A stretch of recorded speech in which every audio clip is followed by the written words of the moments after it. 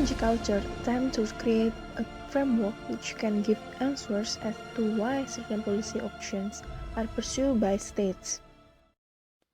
So, what is the definition of strategic culture? Strategic culture is a strategic concept that affected by culture. That makes that strategic culture was different with another.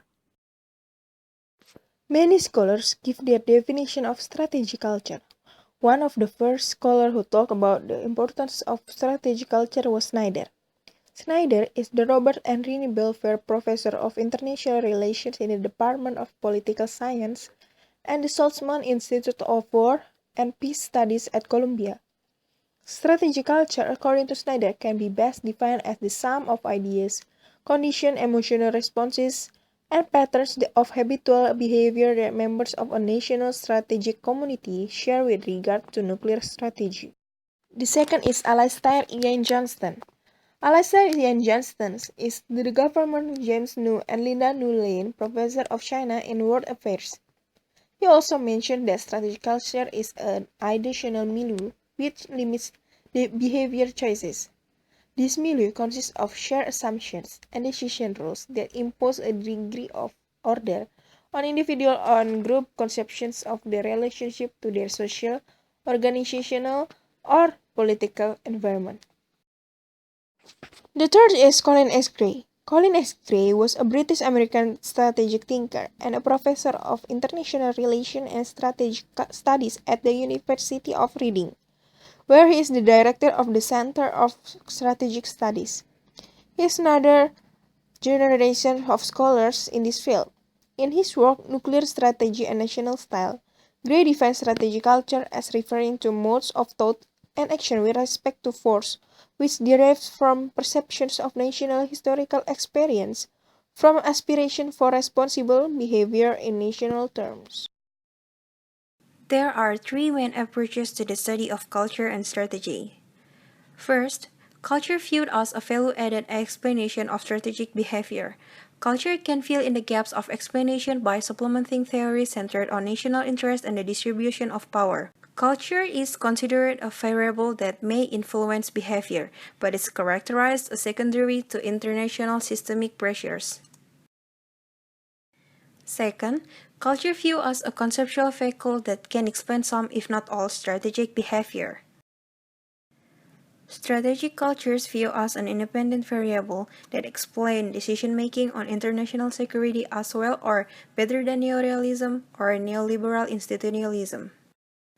Third, scholarly argues that aspects of human conduct can be understood only by becoming immersed within a given strategic culture.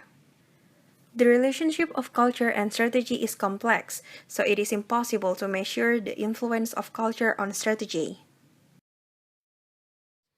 There is three potential sources of strategic culture. First is physical, second is political, and the third is social or cultural. Physical sources such as geography, climate, natural resources, and technology. For political, there is historical experience, political system, elite belief, and military organization. And the third, social cultural, there is might and symbols and defining texts. In the 1990s, the influence of constructivism prompted renewed interest in strategic culture. While constructivism encompasses many theoretical positions, some scholars become interested in how ideas, norms, and cultural factors might be as influential as material factors in international security. The focus of most studies of strategic culture is on continuity or at least permanence in state behavior. If historical memory, political institutions, and multilateral commitments shape strategic culture, then it would be plausible to accept that strategic cultures around the world are undergoing enduring transformation.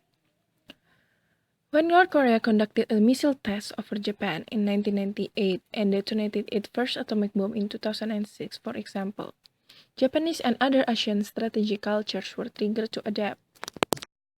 At least there is two conditions can cause strategic cultural dilemmas and produce changes in security policy. First is external shocks may fundamentally challenge existing beliefs and undermine past historical narratives. And the second, foreign policy behavior may break the traditional bounds of strategic culture orientation when primary tenets of strategic thought come into direct conflict with one another. Globalization and revolutions in IT also suggest that future threats will be more diffuse, more dispersed, and more multidimensional. Recent studies have highlighted the role that strategic cultures plays in decisions to acquire and potentially threaten to use WMD or a weapon of mass destruction. In some ways, this work harkens back to the foundations of strategic cultural studies, but it also reflects a globalizing world characterized by more actors and rapid technological innovation. Strategic culture has implications for state policies regarding weapons of mass destruction or WMD. Though not emphasized in early theoretical work on deterrence, cultural dynamics can impact perceptions of threats and opportunities and help mediate attempts at persuasion. They may augment understandings of bounded rationality, for example. Strategic cultural understanding is directly related to the concept of tailored deterrence from the fourth generation of deterrence scholarships, which recognize the importance of targeting and contextualizing deterrence messages carefully to potential adversaries. Identity and strategic choice may sometimes be functions of culture. You can do what you wanna do. It's inside of you. Amen. Amen. Can't stop, won't stop moving. Don't speak the language. Music. Don't need explaining. I know that in the morning now.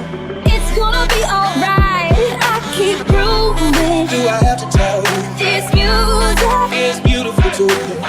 All I really need to understand is I'll be alright. Because you know I'm all about that bass, about that bass. No trouble, you ain't even gotta tell me. No trouble, I'm all about that bass, about that bass. Don't tell 'em, you ain't even